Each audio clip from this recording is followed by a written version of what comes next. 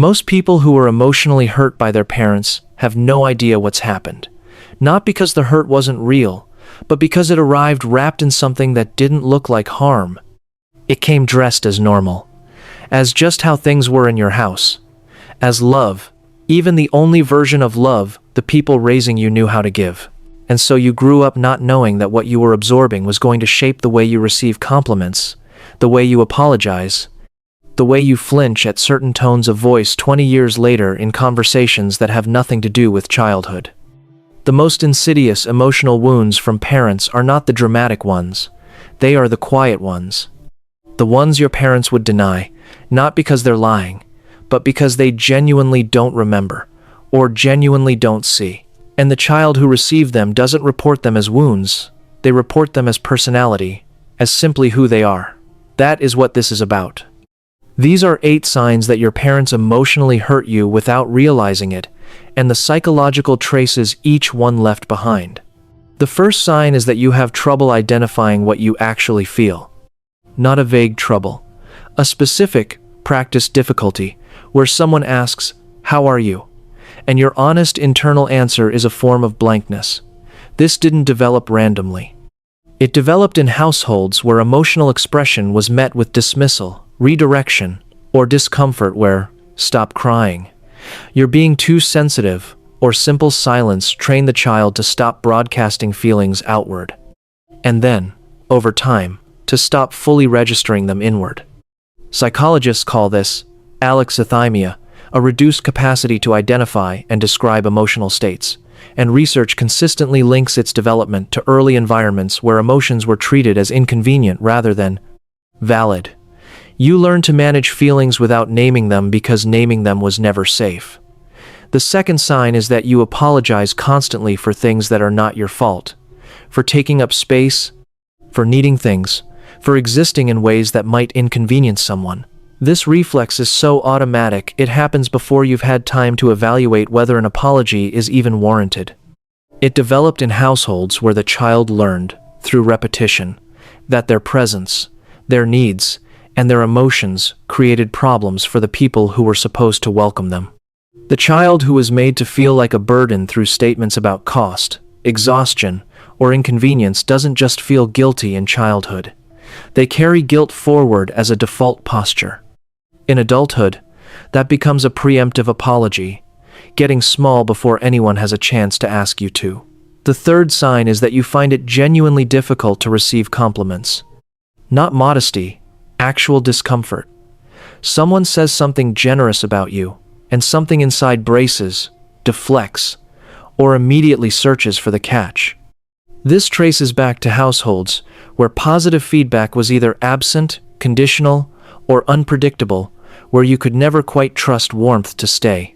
Developmental psychology research shows that children whose positive experiences were inconsistent develop what's called an anxious attachment to approval. They want it, they distrust it when it arrives, and they remain in a state of vigilance about when it will be withdrawn. Receiving a compliment flatly or deflecting it automatically is not low self-esteem in the simple sense.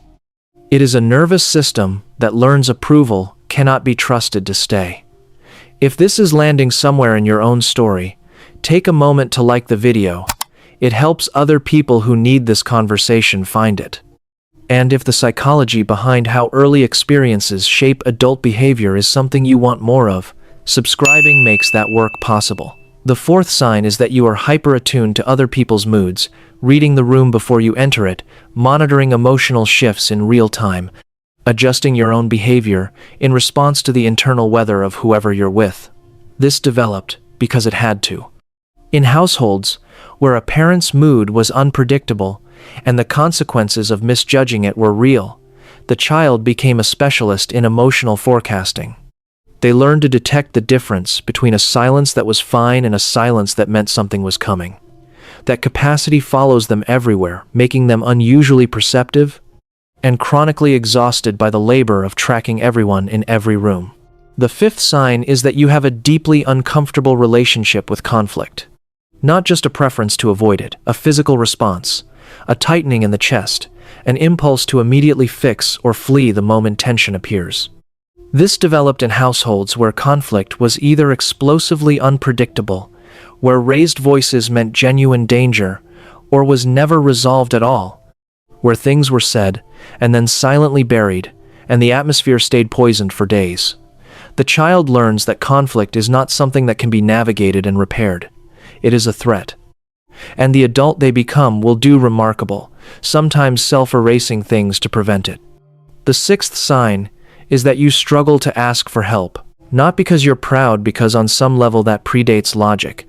You believe the task itself is too much, that your need, voiced, will be a problem, that the people who are supposed to want to help will, if actually asked, reveal that they don't.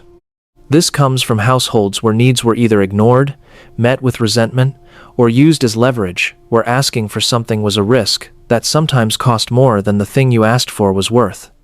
The child learns to be self-sufficient, not as a strength, but as a defense. And the adult they become carries that learned self-sufficiency into relationships, where it reads as independence and is actually isolation. The seventh sign is that you hold yourself to a standard of perfection that nobody else around you seems to require. Mistakes produce a response in you that is disproportionate, not frustration, but something closer to shame. Something that doesn't feel like, I made an error, but I am an error. This distinction between guilt and shame was written early. In households where conditional love taught the child that performance was related to worthiness, every failure became evidence of being fundamentally insufficient. Perfectionism isn't ambition.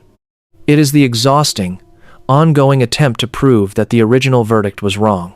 The eighth sign is the subtlest and perhaps the most pervasive. You have trouble trusting that good things will stay. Not a pessimistic personality, a specific vigilance that activates when life is genuinely going well. When a relationship is good, you wait for it to break. When you've achieved something, you brace for it to be taken. When someone is being kind, part of you monitors for when they stop. This developed in households where warmth was inconsistent, where love was available sometimes, and withdrawn at others, where the emotional ground was never fully stable underfoot.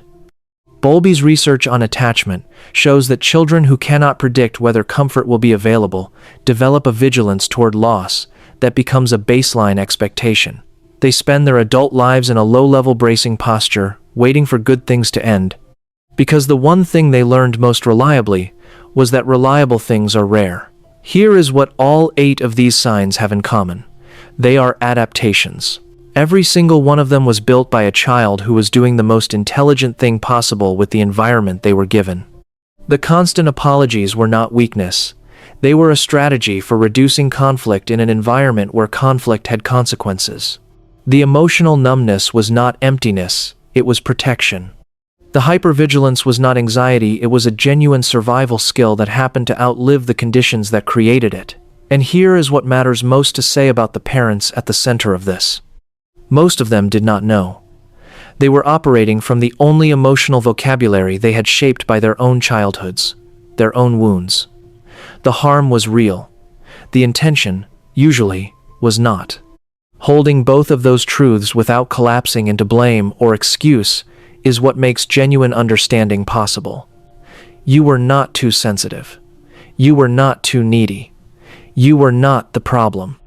You were a child responding to the world you were given with everything you had, and the person you became did something extraordinary. They survived, and that was never a small thing. The patterns can change. They don't have to be permanent, but they can only change once they are named. And naming them, finally, without shame, is where that begins. Is there a behavior in your adult life that you've always attributed to your personality, but that now, in this light, you wonder if it came from somewhere else? The version of you shaped by everything you've endured is not the final version. What experience built, awareness can slowly and honestly rebuild. Hit the like and subscribe button, and I'll see you in the next one.